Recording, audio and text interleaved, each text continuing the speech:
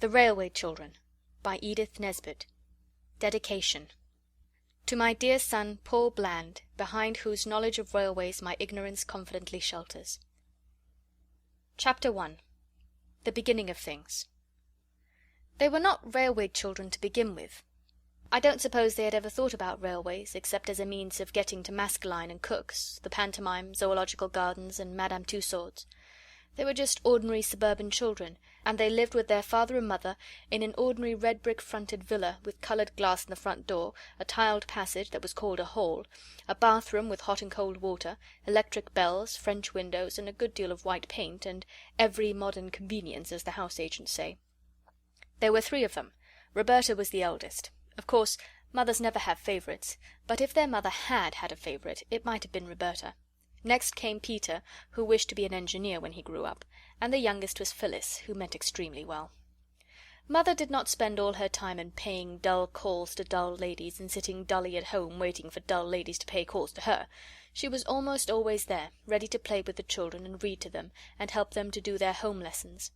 Besides this, she used to write stories for them while they were at school, and read them aloud after tea, and she always made up funny pieces of poetry for their birthdays, and for other great occasions, such as the christening of the new kittens, or the refurnishing of the doll's house, or the time when they were getting over the mumps.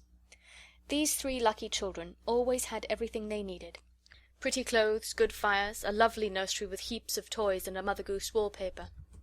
They had a kind and merry nursemaid, and a dog who was called James, and who was their very own.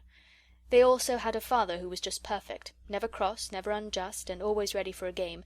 At least, if at any time he was not ready, he always had an excellent reason for it, and explained the reason to the children so interestingly and funnily that they felt sure he couldn't help himself. You will think that they ought to have been very happy, and so they were, but they did not know how happy till the pretty life in the Red Villa was over and done with, and they had to live a very different life indeed. The dreadful change came quite suddenly. Peter had a birthday, his 10th. Among his other presents was a model engine more perfect than you could ever have dreamed of. The other presents were full of charm, but the engine was fuller of charm than any of the others were. Its charm lasted in its full perfection for exactly 3 days. Then, owing either to Peter's inexperience or Phyllis's good intentions, which had been rather pressing, or to some other cause, the engine suddenly went off with a bang. James was so frightened that he went out and did not come back all day.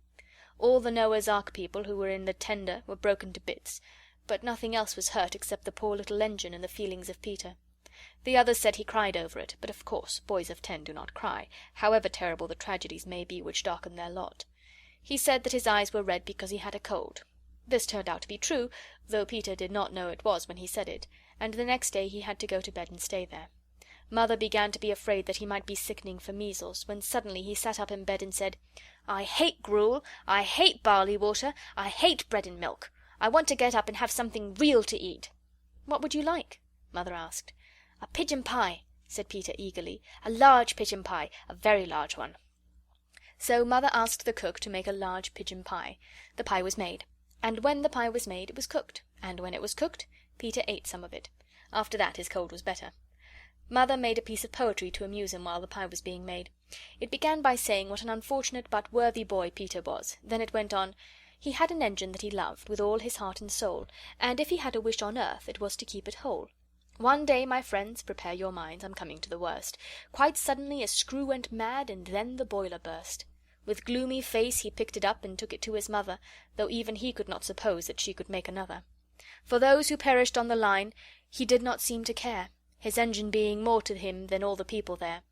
And now you see the reason why our Peter has been ill. He soothes his soul with pigeon pie, his gnawing grief to kill. He wraps himself in blankets warm, and sleeps in bed till late, determined thus to overcome his miserable fate. And if his eyes are rather red, his cold must just excuse it. Offer him pie, you may be sure he never will refuse it. Father had been away in the country for 3 or 4 days.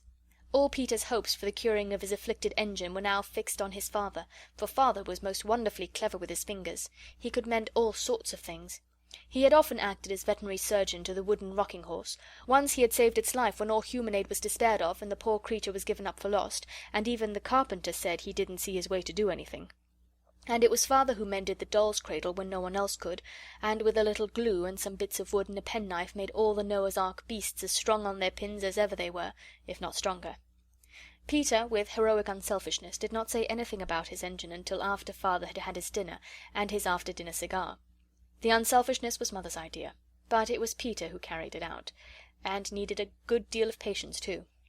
At last Mother said to Father, "Now, dear, if you're quite rested and quite comfy, we want to tell you about the great railway accident and ask your advice." "All right," said Father. "Fire away." So then Peter told the sad tale, and fetched what was left of the engine.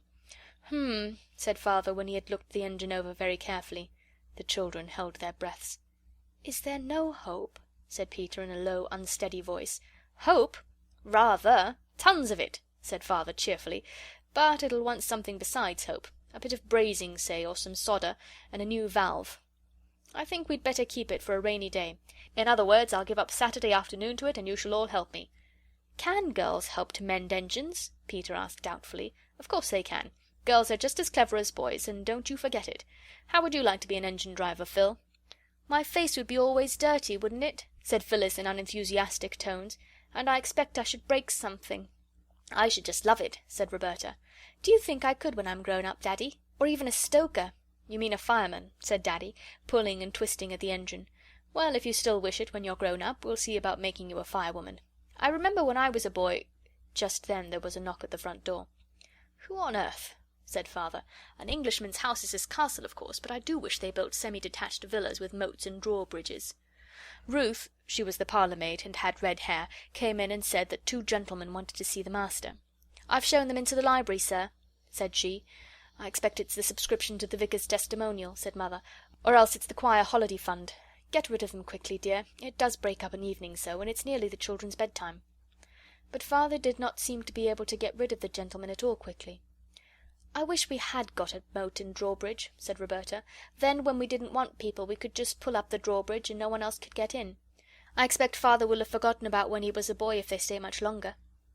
Mother tried to make the time pass by telling them a new fairy story about a princess with green eyes, but it was difficult because they could hear the voices of Father and the gentlemen in the library, and Father's voice sounded louder and different to the voice he generally used to people who came about testimonials and holiday funds. Then the library bell rang, and everyone heaved a breath of relief. "They're going now," said Phyllis. "He's rung to have them shown out." But instead of showing anybody out, Ruth showed herself in, and she looked queer, the children thought. "Please, she said, "the master wants you to just step into the study. He looks like the dead, Mum. I think he's had bad news. You'd best prepare yourself for the worst, Perhaps it's a death in the family, or a bank busted, or—" "That'll do, Ruth," said Mother gently. "You can go." Then Mother went into the library. There was more talking. Then the bell rang again, and Ruth fetched a cab. The children heard boots go out and down the steps. The cab drove away, and the front door shut. Then Mother came in. Her dear face was as white as her lace collar, and her eyes looked very big and shining. Her mouth looked just like a line of pale red. Her lips were thin and not their proper shape at all. "It's bedtime," she said.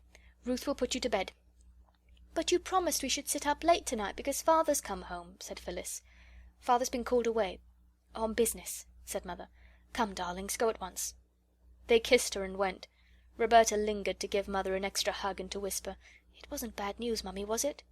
Is anyone dead, or—" "Nobody's dead, no," said Mother, and she almost seemed to push Roberta away. "I can't tell you anything tonight, my pet. Go, dear, go now." So Roberta went. Ruth brushed the girls' hair and helped them to undress. Mother almost always did this herself. When she had turned down the gas and left them, she found Peter, still dressed, waiting on the stairs. "I say, Ruth, what's up?" he asked.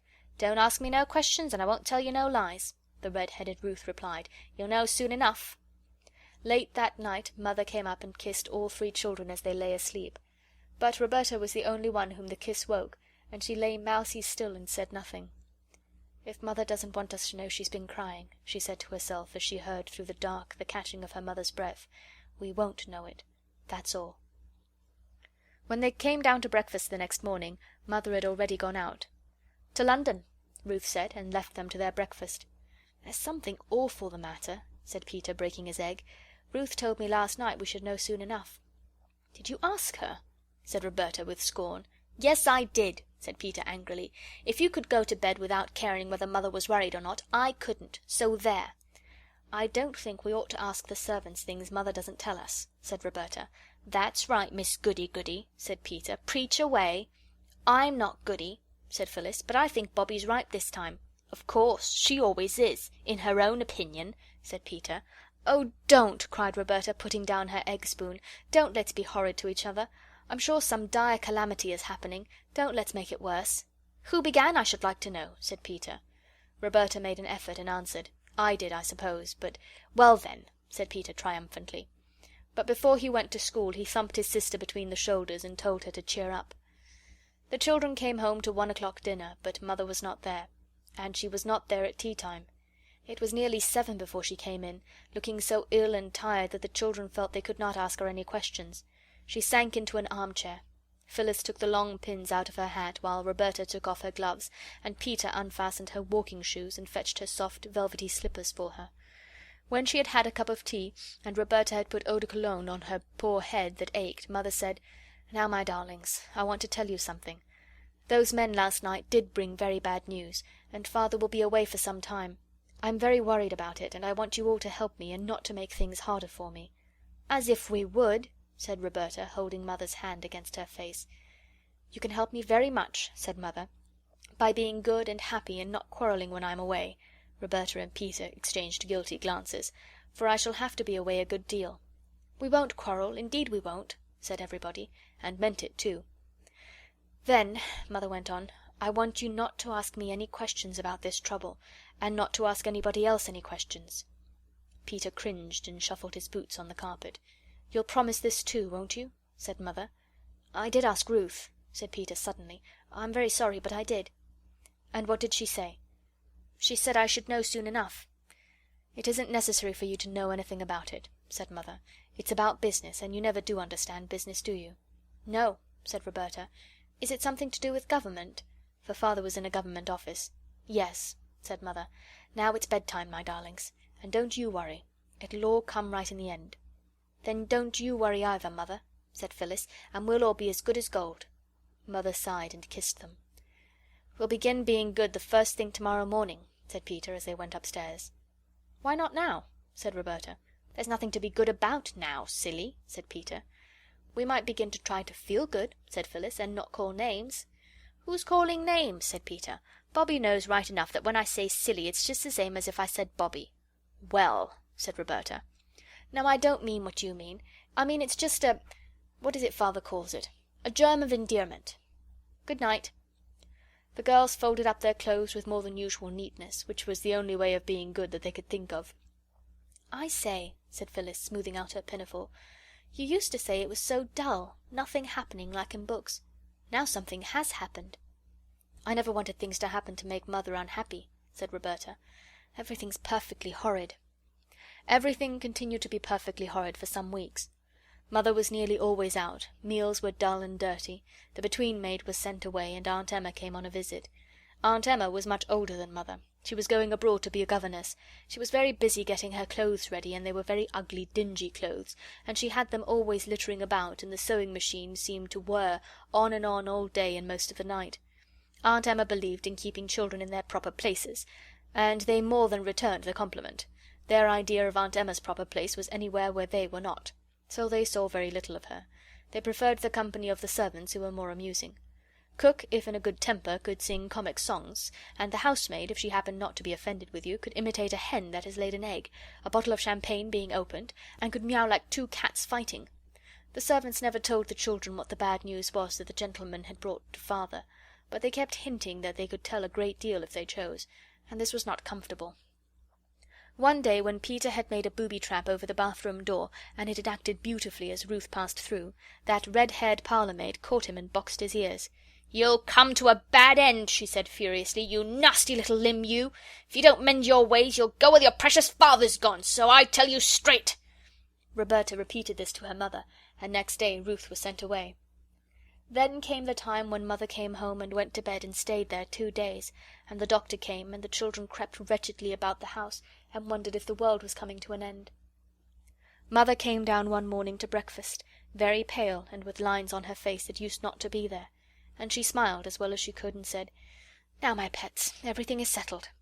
We're going to leave this house and go and live in the country. Such a ducky, dear little white house. I know you'll love it." A whirling week of packing followed, not just packing clothes, like when you go to the seaside, but packing chairs and tables, covering their tops with sacking and their legs with straw. All sorts of things were packed that you don't pack when you go to the seaside: crockery, blankets, candlesticks, carpets, bedsteads, saucepans, and even fenders and fire irons. The house was like a furniture warehouse. I think the children enjoyed it very much. Mother was very busy, but not too busy now to talk to them and read to them, and even to make a bit of poetry for Phyllis to cheer her up when she fell down with a screwdriver and ran it into her hand. "Aren't you going to pack this, Mother?" Roberta asked, pointing to the beautiful cabinet inlaid with red turtle shell and brass. "We can't take everything," said Mother. "But we seem to be taking all the ugly things," said Roberta. "We're taking the useful ones," said Mother. "We've got to play at being poor for a bit, my chickabiddy." When all the ugly, useful things had been packed up and taken away in a van by men in green baize aprons, the two girls and Mother and Aunt Emma slept in the two spare rooms where the furniture was all pretty. All their beds had gone. A bed was made up for Peter on the drawing-room sofa. "I say, this is larks," he said, wriggling joyously, as Mother tucked him up. "I do like moving. I wish we moved once a month." Mother laughed. "I don't," she said. "Good night, Peterkin." As she turned away, Roberta saw her face. She never forgot it. "Oh, Mother," she whispered all to herself as she got into bed, "how brave you are. How I love you. Fancy being brave enough to laugh when you're feeling like that." Next day boxes were filled, and boxes and more boxes, and then late in the afternoon a cab came to take them to the station. Aunt Emma saw them off.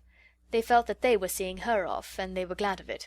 "But oh, those poor little foreign children that she's going to governess," whispered Phyllis. "I wouldn't be them for anything." At first they enjoyed looking out of the window, but when it grew dusk they grew sleepier and sleepier, and no one knew how long they had been in the train when they were roused by Mother's shaking them gently and saying, "Wake up, dears, we're there." They woke up, cold and melancholy, and stood shivering on the draughty platform while the baggage was taken out of the train. Then the engine, puffing and blowing, set to work again and dragged the train away. The children watched the tail lights of the guard's van disappear into the darkness. This was the first train the children saw on that railway which was in time to become so very dear to them. They did not guess then how they would grow to love the railway, and how soon it would become the centre of their new life, nor what wonders and changes it would bring to them. They only shivered and sneezed, and hoped the walk to the new house would not be long. Peter's nose was colder than he ever remembered it to have been before. Roberta's hat was crooked, and the elastic seemed tighter than usual. Phyllis's shoelaces had come undone. "Come," said Mother, "we've got to walk. There aren't any cabs here." The walk was dark and muddy. The children stumbled a little on the rough road, and once Phyllis absently fell into a puddle and was picked up damp and unhappy. There were no gas lamps on the road, and the road was uphill. The cart went at a foot's pace, and they followed the gritty crunch of its wheels. As their eyes got used to the darkness they could see the mound of boxes swaying dimly in front of them. A long gate had to be opened for the cart to pass through, and after that the road seemed to go across fields, and now it went downhill. Presently a great dark lumpish thing showed over to the right. "There's the house," said Mother. "I wonder why she shut the shutters." "Who's she?" asked Roberta. "The woman I engaged to clean the place and put the furniture straight and get supper." There was a low wall and trees inside. "That's the garden," said Mother. "It looks more like a dripping pan full of black cabbages," said Peter. The cart went on along by the garden wall and round to the back of the house, and here it clattered into a cobble-stoned yard and stopped at the back door. There was no light in any of the windows. Everyone hammered at the door, but no one came. The man who drove the cart said he expected Mrs. Viney had gone home. "You see, your train was that late," said he. "But she's got the key," said Mother.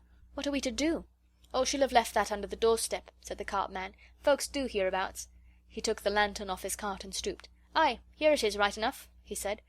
He unlocked the door and went in and set his lantern on the table. "Got e'er a candle?" said he. "I don't know where anything is." Mother spoke rather less cheerfully than usual. He struck a match. There was a candle on the table, and he lighted it. By its thin little glimmer the children saw a large, bare kitchen with a stone floor. There were no curtains, no hearthrug. The kitchen table from home stood in the middle of the room.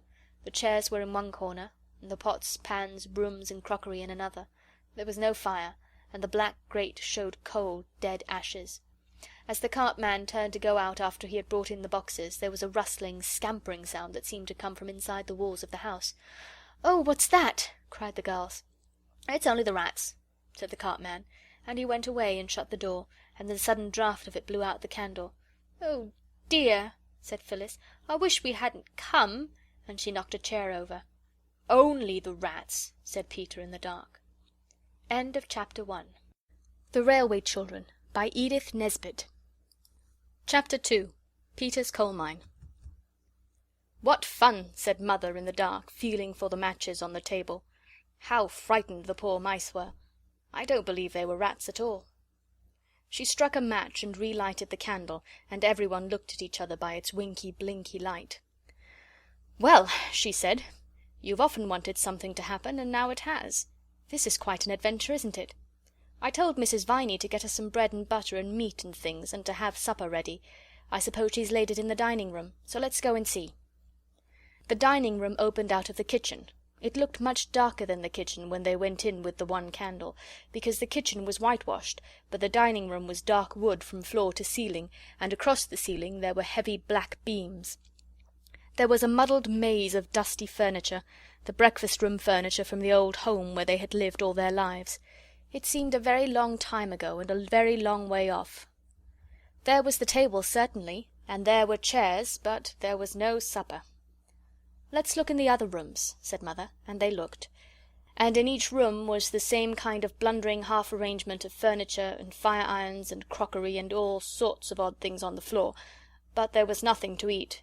Even in the pantry there was only a rusty cake-tin and a broken plate with whitening mixed in it. "What a horrid old woman!" said Mother. "She's just walked off with the money and not got us anything to eat at all." "Then shan't we have any supper at all?" asked Phyllis, dismayed, stepping back onto a soap dish that cracked responsively. "Oh, yes," said Mother, "only it'll mean unpacking one of those big cases that we put in the cellar. Phil, do mind where you're walking to, there's a dear. Peter, hold the light." The cellar door opened out of the kitchen. There were 5 wooden steps leading down. It wasn't a proper cellar at all, the children thought, because its ceiling went up as high as the kitchen's. A bacon rack hung under its ceiling. There was wood in it, and coal, also the big cases. Peter held the candle, all on one side, while Mother tried to open the great packing case. It was very securely nailed down. "Where's the hammer?" asked Peter. "That's just it," said Mother. "I'm afraid it's inside the box. But there's a coal shovel, and there's the kitchen poker." And with these she tried to get the case open. "Let me do it," said Peter, thinking he could do it better himself. Everyone thinks this when he sees another person stirring a fire or opening a box or untying a knot in a bit of string. "You'll hurt your hands, Mummy," said Roberta. "Let me." "I wish Father was here," said Phyllis. "He'd get it open in 2 shakes. What are you kicking me for, Bobbie?" "I wasn't," said Roberta. Just then the first of the long nails in the packing case began to come out with a scrunch. Then a lath was raised, and then another, till all 4 stood up with the long nails in them shining fiercely like iron teeth in the candle light. "Hooray!" said Mother. "Here are some candles, the very first thing. You girls go and light them. You'll find some saucers and things. Just drop a little candle grease in the saucer and stick the candle upright in it. How many shall we light?" "As many as ever you like," said Mother gaily. "The great thing is to be cheerful. Nobody can be cheerful in the dark except owls and dormice." So the girls lighted candles. The head of the first match flew off and stuck to Phyllis's finger, but, as Roberta said, it was only a little burn, and she might have had to be a Roman martyr and be burned whole if she had happened to live in the days when those things were fashionable. Then, when the dining room was lighted by 14 candles, Roberta fetched coal and wood and lighted a fire. "It's very cold for May," she said, feeling what a grown-up thing it was to say. The firelight and the candlelight made the dining room look very different, for now you could see that the dark walls were of wood, carved here and there into little wreaths and loops. The girls hastily tidied the room, which meant putting the chairs against the wall and piling all the odds and ends into a corner and partly hiding them with the big leather armchair that Father used to sit in after dinner. "Bravo!" cried Mother, coming in with a tray full of things. "This is something like. I'll just get a tablecloth and then—" The tablecloth was in a box with a proper lock that was opened with a key and not with a shovel, and when the cloth was spread on the table a real feast was laid out on it. Everyone was very, very tired, but everyone cheered up at the sight of the funny and delightful supper. There were biscuits, the Marie and the plain kind, sardines, preserved ginger, cooking raisins, and candied peel and marmalade. "What a good thing Aunt Emma packed up all the odds and ends out of the store cupboard," said Mother. "Now, Phil, don't put the marmalade spoon in among the sardines." "No, I won't, Mother," said Phyllis, and put it down among the Marie biscuits. "Let's drink Aunt Emma's health," said Roberta suddenly. "What should we have done if she hadn't packed up these things? Here's to Aunt Emma!" And the toast was drunk in ginger wine and water out of willow pattern teacups because the glasses couldn't be found. They all felt that they had been a little hard on Aunt Emma. She wasn't a nice cuddly person like Mother, but after all, it was she who had thought of packing up the odds and ends of things to eat. It was Aunt Emma, too, who had aired all the sheets ready, and the men who had moved the furniture had put the bedsteads together, so the beds were soon made. "Good night, chickies," said Mother. "I'm sure there aren't any rats. But I'll leave my door open, and then if a mouse comes you need only scream and I'll come and tell it exactly what I think of it." Then she went to her own room. Roberta woke to hear the little travelling clock chime 2. It sounded like a church clock ever so far away, she always thought. And she heard, too, Mother still moving about in her room. Next morning Roberta woke Phyllis by pulling her hair gently, but quite enough for her purpose. "What's the matter?" asked Phyllis, still almost wholly asleep. Wake up," said Roberta. "We're in the new house, don't you remember? No servants or anything. Let's get up and begin to be useful. We'll just creep down mouse quietly and have everything beautiful before Mother gets up. I've woke Peter. He'll be dressed as soon as we are." So they dressed quietly and quickly. Of course there was no water in their room, so when they got down they washed as much as they thought was necessary under the spout of the pump in the yard. One pumped and the other washed. It was splashy but interesting. "It's much more fun than basin washing," said Roberta. "How sparkly the weeds are between the stones, and the moss on the roof. Oh, and the flowers!" The roof of the back kitchen sloped down quite low. It was made of thatch, and it had moss on it, and house leeks and stonecrop and wallflowers, and even a clump of purple flag flowers at the far corner.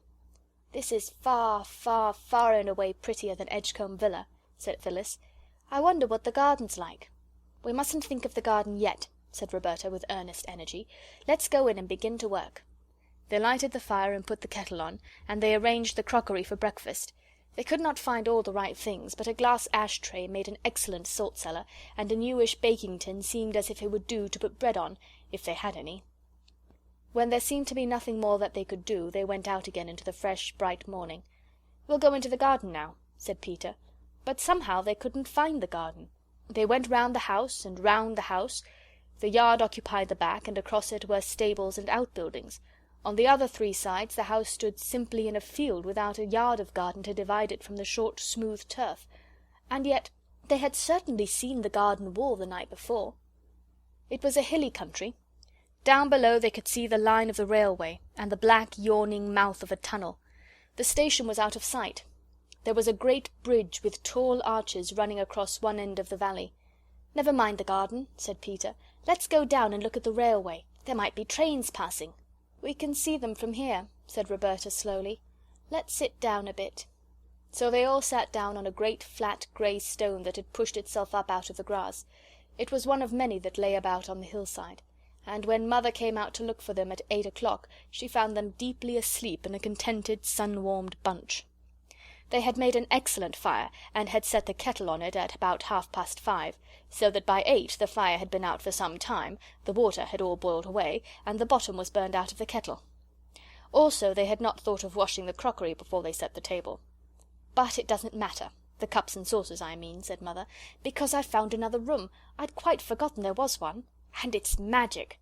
And I've boiled the water for tea in a saucepan." The forgotten room opened out of the kitchen. In the agitation and half-darkness the night before, its door had been mistaken for a cupboard's.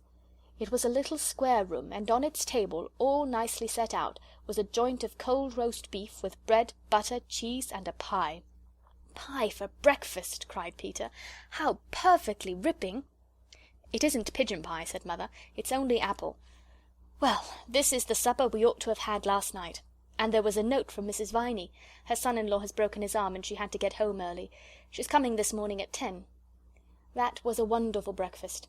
It is unusual to begin the day with cold apple pie, but the children all said they would rather have it than meat. "You see, it's more like dinner than breakfast to us," said Peter, passing his plate for more, "because we were up so early." The day passed in helping Mother to unpack and arrange things. 6 small legs quite ached with running about while their owners carried clothes and crockery and all sorts of things to their proper places. It was not till quite late in the afternoon that Mother said, "There, that'll do for today. I'll lie down for an hour, so as to be as fresh as a lark by supper-time." Then they all looked at each other. Each of the three expressive countenances expressed the same thought. That thought was double, and consisted, like the bits of information in the Child's Guide to Knowledge, of a question and an answer.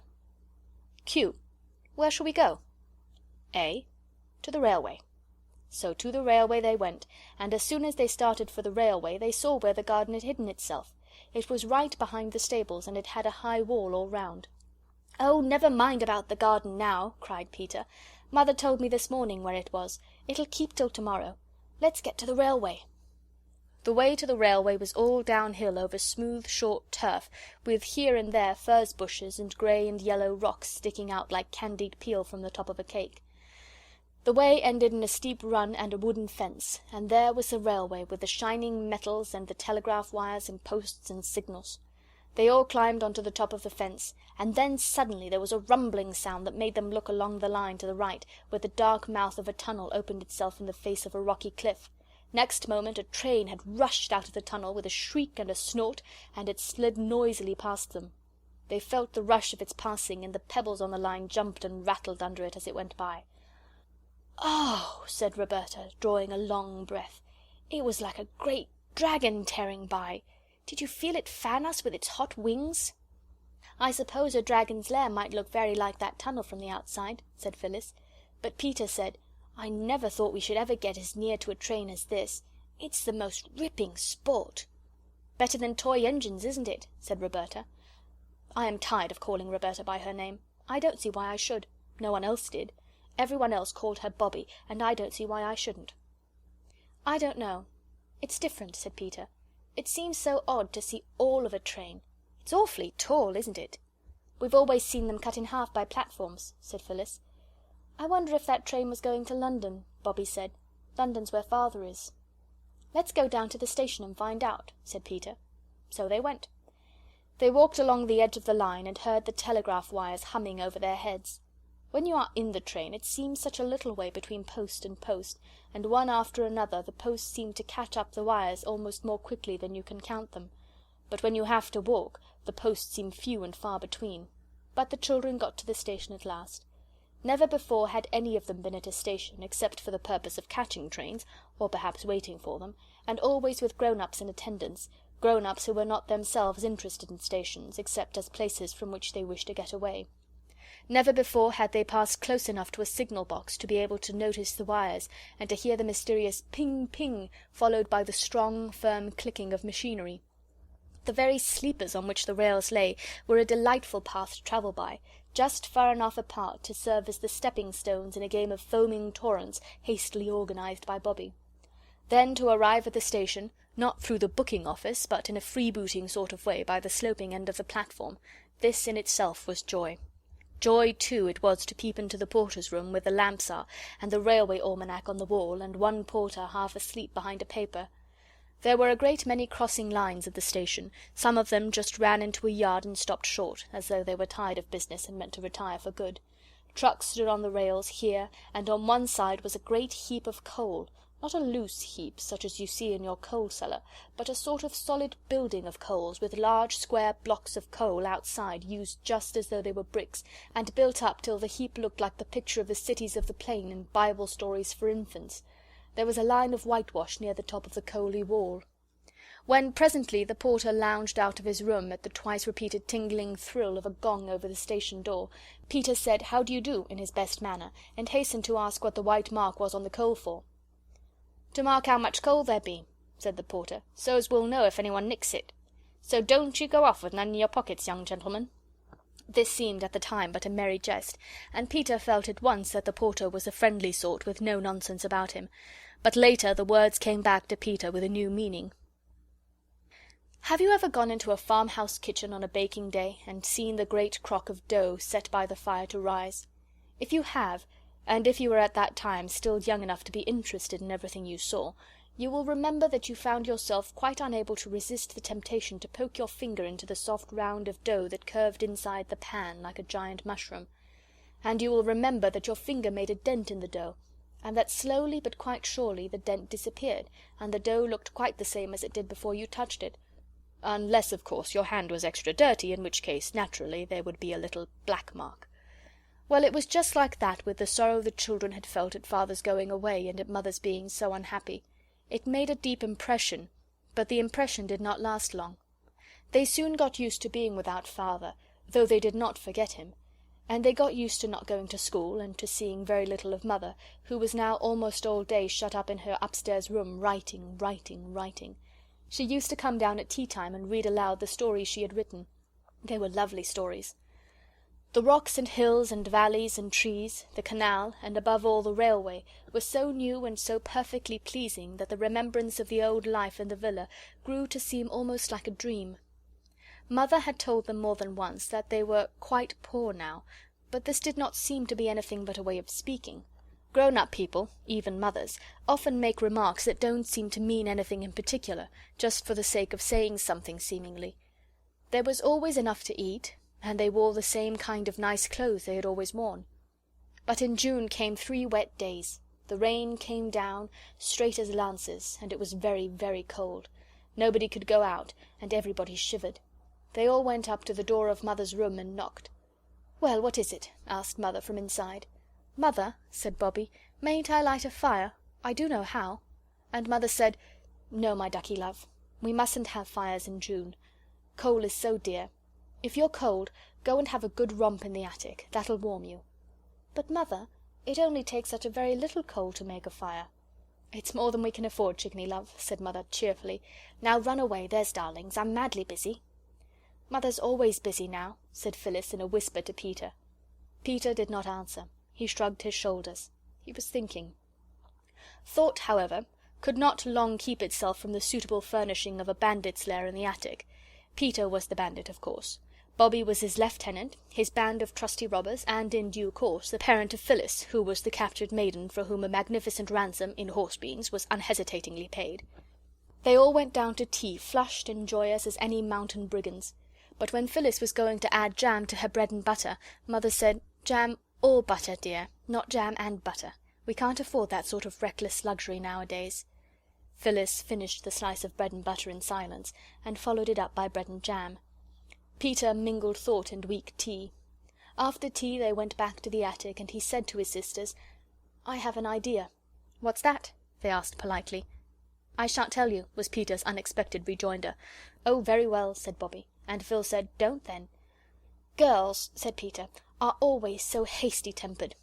"I should like to know what boys are," said Bobbie, with fine disdain. "I don't want to know about your silly ideas." "You'll know some day," said Peter, keeping his own temper by what looked exactly like a miracle. "If you hadn't been so keen on a row, I might have told you about it being only noble-heartedness that made me not tell you my idea. But now I shan't tell you anything at all about it. So there." And it was, indeed, some time before he could be induced to say anything, and when he did it wasn't much. He said, "The only reason why I won't tell you my idea that I'm going to do is because it may be wrong, and I don't want to drag you into it." "Don't do it if it's wrong, Peter," said Bobbie. "Let me do it." But Phyllis said, "I should like to do wrong if you're going to." "No," said Peter, rather touched by this devotion. "It's a forlorn hope, and I'm going to lead it. All I ask is that if Mother asks where I am, you won't blab." "We haven't got anything to blab," said Bobbie indignantly. "Oh, yes, you have," said Peter, dropping horse-beans through his fingers. "I've trusted you to the death. You know I'm going to do a lone adventure, and some people might think it wrong. I don't. And if Mother asks where I am, say I'm playing at mines." "What sort of mines?" "You just say mines." "You might tell us, Pete." "Well, then, coal mines. But don't you let the word pass your lips on pain of torture." "You needn't threaten," said Bobbie, "and I do think you might let us help." "If I find a coal mine, you shall help cart the coal," Peter condescended to promise. "Keep your secret if you like," said Phyllis. "Keep it if you can," said Bobbie. "I'll keep it right enough," said Peter. Between tea and supper there is an interval even in the most greedily regulated families. At this time Mother was usually writing, and Mrs. Viney had gone home. 2 nights after the dawning of Peter's idea, he beckoned the girls mysteriously at the twilight hour. "Come hither with me," he said, "and bring the Roman chariot." The Roman chariot was a very old perambulator that had spent years of retirement in the loft over the coach-house. The children had oiled its works till it glided noiseless as a pneumatic bicycle, and answered to the helm as it had probably done in its best days. "Follow your dauntless leader," said Peter, and led the way down the hill towards the station. Just above the station many rocks have pushed their heads out through the turf, as though they, like the children, were interested in the railway. In a little hollow between 3 rocks lay a heap of dried brambles and heather. Peter halted, turned over the brushwood with a well-scarred boot, and said, "Here's the first coal from the St. Peter's mine. We'll take it home in the chariot. Punctuality and despatch. All orders carefully attended to. Any shaped lump cut to suit regular customers." The chariot was packed full of coal, and when it was packed it had to be unpacked again, because it was so heavy that it couldn't be got up the hill by the 3 children, not even when Peter harnessed himself to the handle with his braces, and firmly grasping his waistband in one hand, pulled while the girls pushed behind. 3 journeys had to be made before the coal from Peter's mine was added to the heap of Mother's coal in the cellar. Afterwards Peter went out alone, and came back very black and mysterious. "I've been to my coal mine," he said. "To-morrow evening we'll bring home the black diamonds in the chariot." It was a week later that Mrs. Viney remarked to Mother how well this last lot of coal was holding out. The children hugged themselves and each other in complicated wriggles of silent laughter as they listened on the stairs. They had all forgotten by now that there had ever been any doubt in Peter's mind as to whether coal mining was wrong. But there came a dreadful night when the station-master put on a pair of old sand-shoes that he had worn at the seaside in his summer holiday, and crept out very quietly to the yard where the Sodom and Gomorrah heap of coal was, with the whitewashed line around it. He crept out there and waited like a cat by a mouse-hole. On the top of the heap something small and dark was scrabbling and rattling furtively among the coal. The station-master concealed himself in the shadow of a brake van that had a little tin chimney and was labelled GN and SR 34576. Return at once to White Heather Sidings. And in this concealment he lurked till the small thing on the top of the heap ceased to scrabble and rattle, came to the edge of the heap, cautiously let itself down, and lifted something after it. Then the arm of the station-master was raised, the hand of the station-master fell on a collar, and there was Peter, firmly held by the jacket, with an old carpenter's bag full of coal in his trembling clutch. "So I've caught you at last, have I, you young thief?" said the station-master. "I'm not a thief," said Peter as firmly as he could. "I'm a coal miner." "Tell that to the Marines," said the station-master. "It would be just as true whoever I told it to," said Peter. "You're right there," said the man who held him. "Stow your jaw, you young rip, and come along to the station." "Oh, no!" cried in the darkness an agonized voice that was not Peter's. "Not the police station," said another voice from the darkness. "Not yet," said the station-master. "The railway station first." "Why, it's a regular gang. Any more of you?" "Only us," said Bobbie and Phyllis, coming out of the shadow of another truck labelled Staveley Colliery, and bearing on it the legend in white chalk, "Wanted in number 1 road." "What do you mean by spying on a fellow like this?" said Peter angrily. "Time someone did spy on you, I think," said the station-master. "Come along to the station." "Oh, don't," said Bobbie. "Can't you decide now what you'll do to us?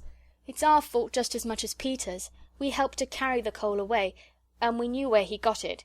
"No, you didn't," said Peter. "Yes, we did," said Bobbie. "We knew all the time. We only pretended we didn't, just to humour you." Peter's cup was full.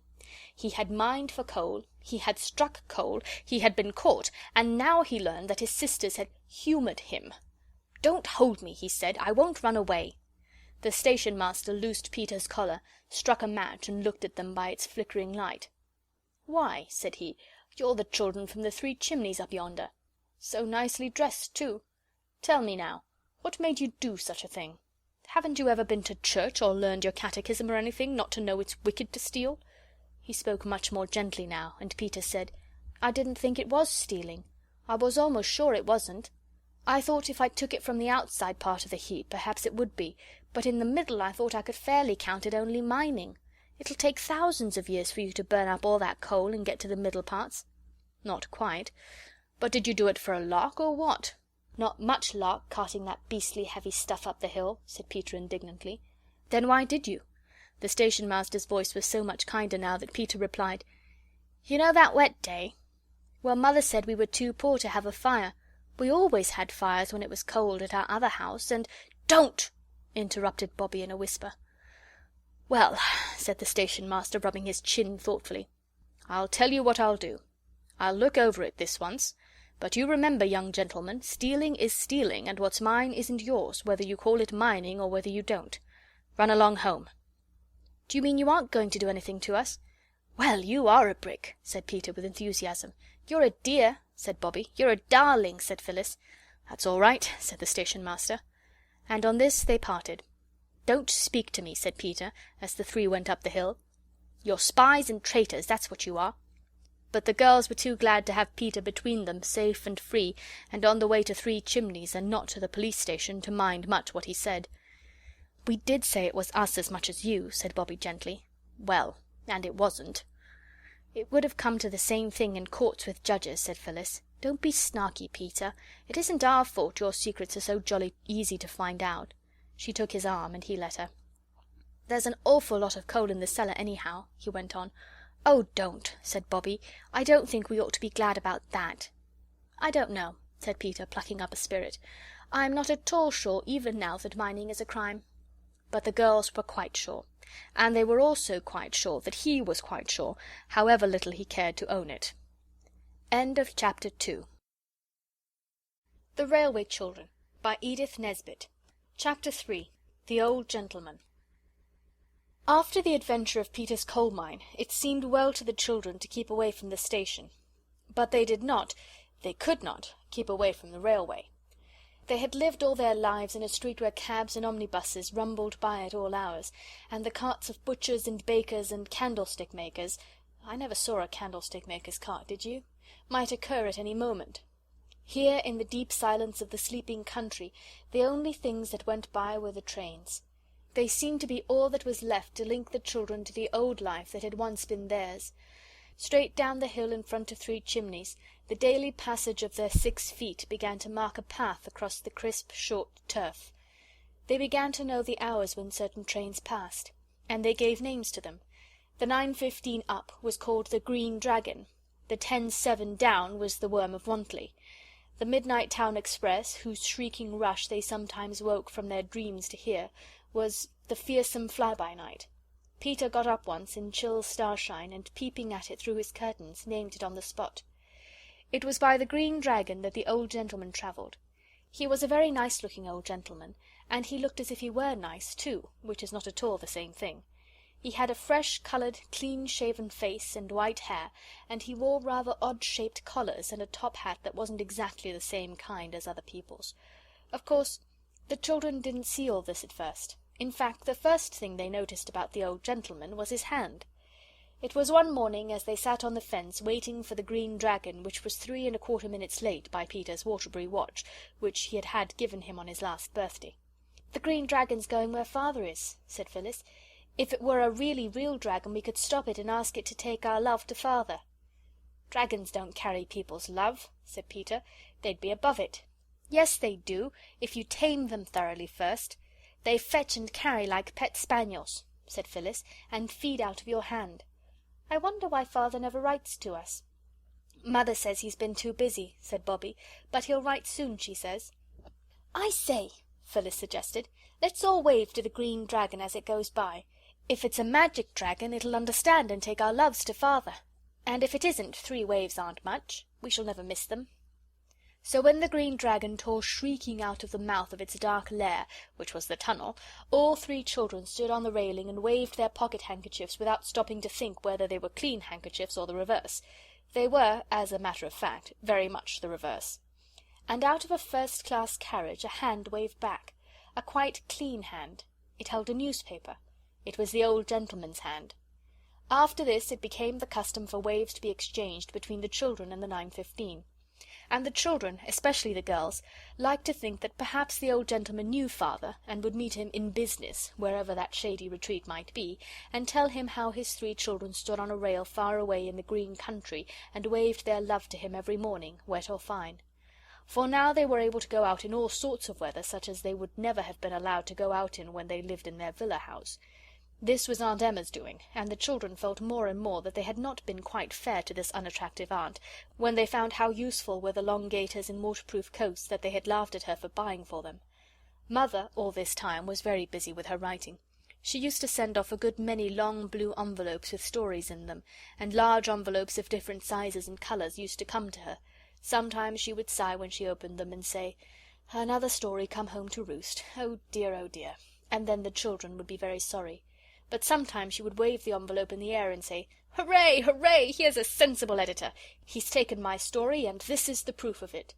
At first the children thought the proof meant the letter the sensible editor had written, but they presently got to know that the proof was long slips of paper with the story printed on them. Whenever an editor was sensible, there were buns for tea. One day Peter was going down to the village to get buns to celebrate the sensibleness of the editor of the Children's Globe, when he met the station-master. Peter felt very uncomfortable, for he had now had time to think over the affair of the coal mine. He did not like to say good morning to the station-master, as you usually do to anyone you meet on a lonely road, because he had a hot feeling, which spread even to his ears, that the station-master might not care to speak to a person who had stolen coals. Stolen is a nasty word, but Peter felt it was the right one, so he looked down and said nothing. It was the station-master who said good morning as he passed by, and Peter answered good morning. Then he thought, perhaps he doesn't know who I am by daylight, or he wouldn't be so polite. And he did not like the feeling which thinking this gave him, and then, before he knew what he was going to do, he ran after the station-master, who stopped when he heard Peter's hasty boots crunching the road, and coming up with him very breathless, and with his ears now quite magenta-coloured, he said, "I don't want you to be polite to me if you don't know me when you see me." "Eh?" said the station-master. "I thought perhaps you didn't know it was me that took the coals," Peter went on, "when you said good morning. But it was, and I'm sorry. There." "Why," said the station-master, "I wasn't thinking anything at all about the precious coals. Let bygones be bygones. And where were you off to in such a hurry?" "I'm going to buy buns for tea," said Peter. "I thought you were all so poor," said the station-master. "So we are," said Peter confidentially, "but we always have 3 pennyworth of halfpennies for tea whenever Mother sells a story or a poem or anything." "Oh," said the station-master, "so your mother writes stories, does she?" "The beautifullest you ever read," said Peter. "You ought to be very proud to have such a clever mother." "Yes," said Peter, "but she used to play with us more before she had to be so clever." "Well," said the station-master, "I must be getting along. You give us a look in at the station whenever you feel so inclined. And as to coals, it's a word that... well, oh no, we never mention it, eh?" "Thank you," said Peter. "I'm very glad it's all straightened out between us." And he went on across the canal bridge to the village to get the buns, feeling more comfortable in his mind than he had felt since the hand of the station-master had fastened on his collar that night among the coals. Next day, when they had sent the 3-fold wave of greeting to Father by the Green Dragon, and the old gentleman had waved back as usual, Peter proudly led the way to the station. "But ought we?" said Bobbie. "After the coals, she means," Phyllis explained. "I met the station-master yesterday," said Peter in an off-hand way, and he pretended not to hear what Phyllis had said. "He express specially invited us to go down any time we liked." "After the coals?" repeated Phyllis. "Stop a minute, my bootlace is undone again." "It always is undone again," said Peter, "and the station-master was more of a gentleman than you'll ever be, Phil, throwing coal at a chap's head like that." Phyllis did up her bootlace and went on in silence, but her shoulders shook, and presently a fat tear fell off her nose and splashed on the metal of the railway line. Bobbie saw it. "Why, what's the matter, darling?" she said, stopping short and putting her arm around the heaving shoulders. "He called me ungentlemanly," sobbed Phyllis. "I didn't never call him unladylike, not even when he tied my Clorinda to the firewood bundle and burnt her at the stake for a martyr." Peter had indeed perpetrated this outrage a year or 2 before. "Well, you began, you know," said Bobbie honestly, "about coals and all that. Don't you think you'd better both unsay everything since the wave, and let honour be satisfied?" "I will if Peter will," said Phyllis, sniffling. "All right," said Peter. "Honour is satisfied. Here, use my hanky, Phil, for goodness' sake, if you've lost yours as usual. I wonder what you do with them." "You had my last one," said Phyllis indignantly, "to tie up the rabbit hutch door with. But you're very ungrateful. It's quite right what it says in the poetry book about sharper than a serpent it is to have a toothless child. But it means ungrateful when it says toothless. Miss Lowe told me so." "All right," said Peter impatiently. "I'm sorry. There! Now will you come on?" They reached the station and spent a joyous 2 hours with the porter. He was a worthy man, and seemed never to tire of answering the questions that began with "Why?", which many people in higher ranks of life often seem weary of. He told them many things that they had not known before, as, for instance, that the things that hook carriages together are called couplings, and that the pipes like great serpents that hang over the couplings are meant to stop the train with. "If you could get a holt of one of them when the train is going and pull 'em apart," said he, "she'd stop dead off with a jerk." "Who's she?" said Phyllis. "The train, of course," said the porter. After that the train was never again "it" to the children. "And you know the thing in the carriages where it says on it, 5 pounds fine for improper use? If you was to improperly use that, the train 'ud stop." "And if you used it properly?" said Roberta. "It'd stop just the same, I suppose," said he. "But it isn't proper use unless you're being murdered. There was an old lady once.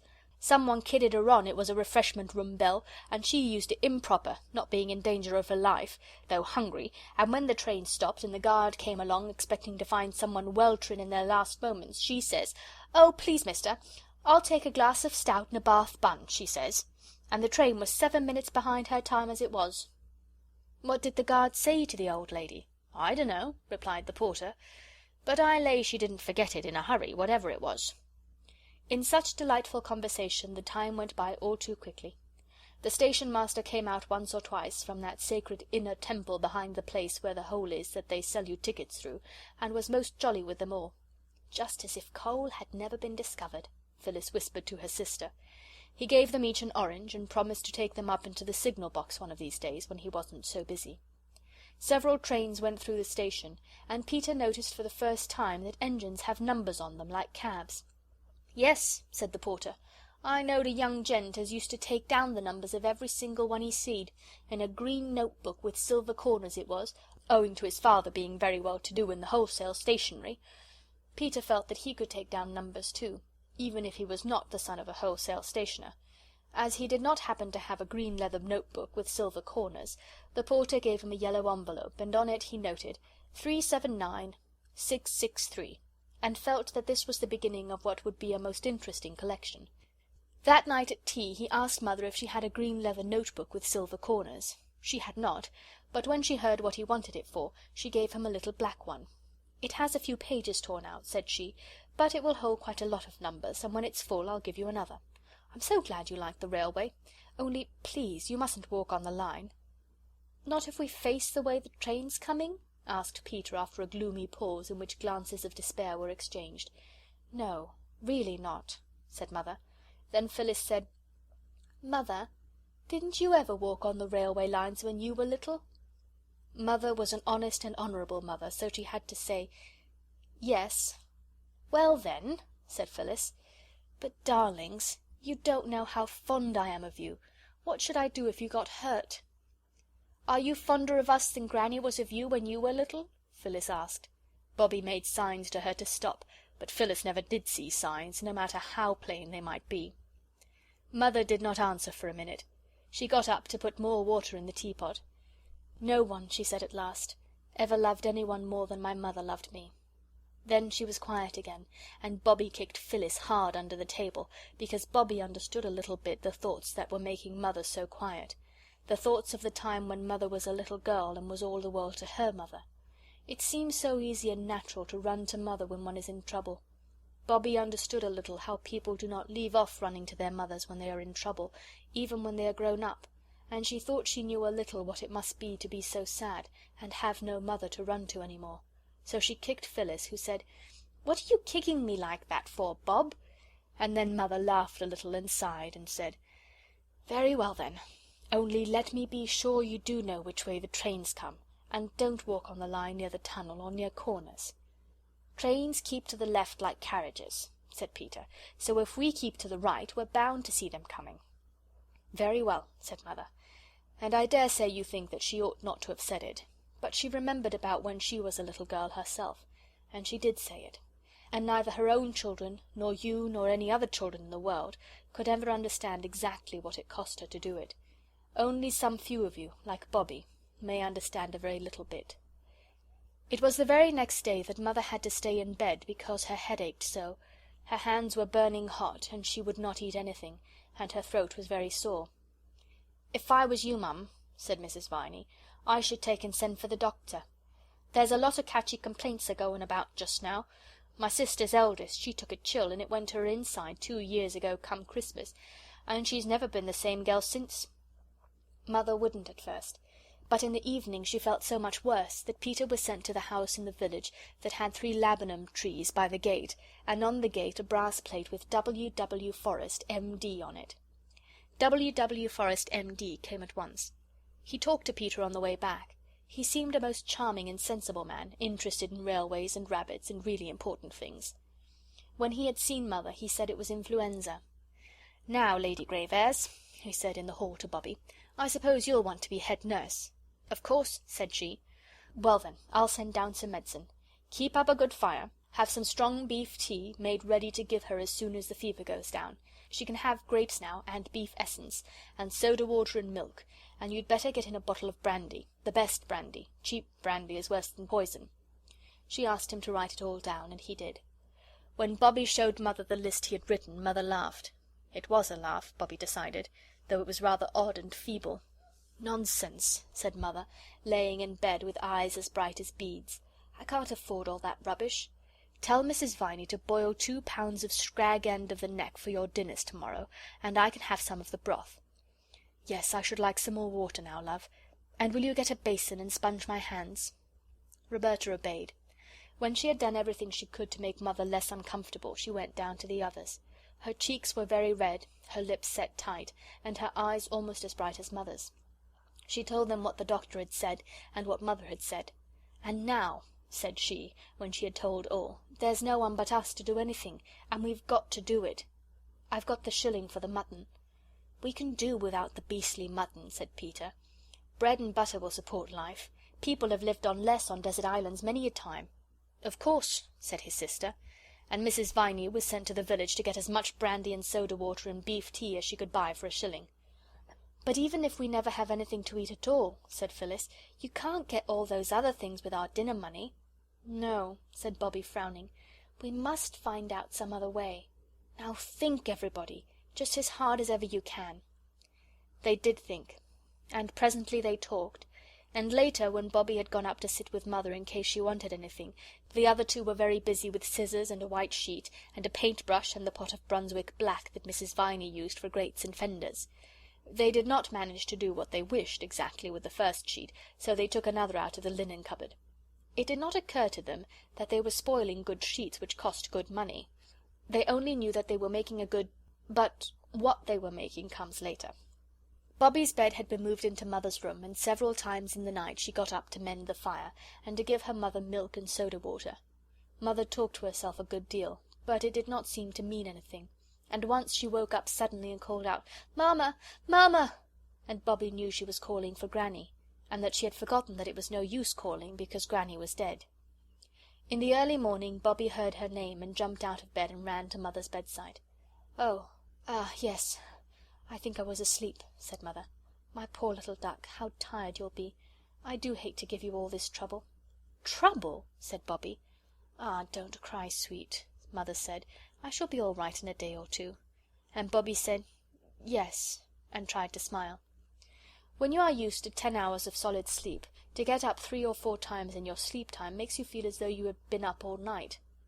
Bobbie felt quite stupid, and her eyes were sore and stiff, but she tidied the room and arranged everything neatly before the doctor came. This was at 8:30. "Everything going on all right, little nurse?" he said at the front door. "Did you get the brandy?" "I've got the brandy," said Bobbie, "in a little flat bottle." "I didn't see the grapes or the beef tea, though," said he. "No," said Bobbie firmly, "but you will to-morrow, and there's some beef stewing in the oven for beef tea." "Who told you to do that?" he asked. "I noticed what Mother did when Phil had mumps." "Right," said the doctor. "Now you get your old woman to sit with your Mother, and then you eat a good breakfast and go straight to bed and sleep till dinner time. We can't afford to have the head nurse ill." He was really quite a nice doctor. When the 9:15 came out of the tunnel that morning, the old gentleman in the first-class carriage put down his newspaper and got ready to wave his hand to the 3 children on the fence. But this morning there were not 3. There was only one, and that was Peter. Peter was not on the railings either, as usual.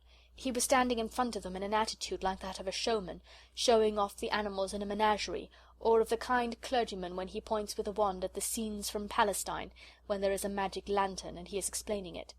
Peter was pointing too, and what he was pointing at was a large white sheet nailed against the fence. On the sheet there were thick black letters more than a foot long. Some of them had run a little because of Phyllis having put the Brunswick black on too eagerly, but the words were quite easy to read. And this was what the old gentleman and several other people in the train read in the large black letters on the white sheet: "Look out at the station."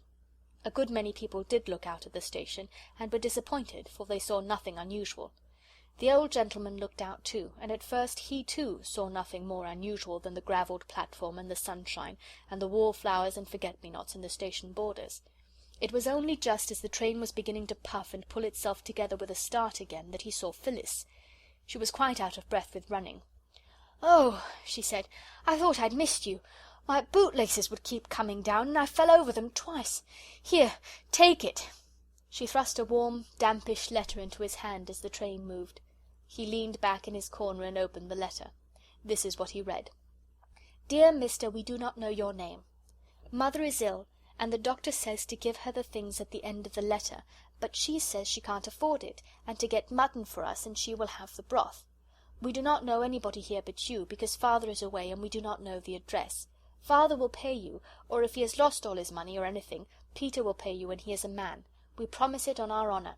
I owe you for all the things Mother wants. Signed, Peter. Will you give the parcel to the station master because of us not knowing what train you come down by? Say it is for Peter that was sorry about the coals, and he will know all right. Roberta, Phyllis, Peter." Then came the list of things the doctor had ordered. The old gentleman read through it once, and his eyebrows went up. He read it twice and smiled a little. When he had read it thrice, he put it in his pocket and went on reading the Times. At about 6 that evening there was a knock at the back door. The 3 children rushed to open it, and there stood the friendly porter who had told them so many interesting things about railways. He dumped down a big hamper on the kitchen flags. "Old gent," he said, "he asked me to fetch it up straight away." "Thank you very much," said Peter, and then, as the porter lingered, he added, "I'm most awfully sorry I haven't got tuppence to give you like Father does, but—" "You drop it, if you please," said the porter indignantly. "I wasn't thinking about no tuppences. I only wanted to say I was sorry your mamma wasn't so well, and to ask you how she finds herself this evening, and I fetched her along a bit of sweetbriar. Very sweet to smell it is." "Tuppence, indeed," said he, and produced a bunch of sweetbriar from his hat. "Just like a conjurer," as Phyllis remarked afterwards. "Thank you very much," said Peter, "and I beg your pardon about the tuppence." "No offence," said the porter untruly but politely, and went. Then the children undid the hamper. First there was straw, and then there were fine shavings, and then came all the things they had asked for, and plenty of them, and then a good many things they had not asked for, among others peaches and port wine and 2 chickens, a cardboard box of big red roses with long stalks, and a tall thin green bottle of lavender water, and 3 smaller fatter bottles of eau de cologne. There was a letter too. "Dear Roberta and Phyllis and Peter," it said, "here are the things you want. Your mother will want to know where they came from. Tell her they were sent by a friend who heard she was ill. When she is well again, you must tell her all about it, of course. And if she says you ought not to have asked for the things, tell her that I say you were quite right, and that I hope she will forgive me for taking the liberty of allowing myself a very great pleasure." The letter was signed G.P. something that the children couldn't read. "I think we were right," said Phyllis. "Right? Of course we were right," said Bobbie. "All the same," said Peter, with his hands in his pockets, "I don't exactly look forward to telling Mother the whole truth about it." "We're not to do that till she's well," said Bobbie, "and when she's well we shall be so happy we shan't mind a little fuss like that." "Oh, just look at the roses. I must take them up to her." "And the sweetbriar," said Phyllis, sniffing it loudly. "Don't forget the sweetbriar." "As if I should," said Roberta. "Mother told me the other day there was a thick hedge of it at her mother's house when she was a little girl." Chapter 3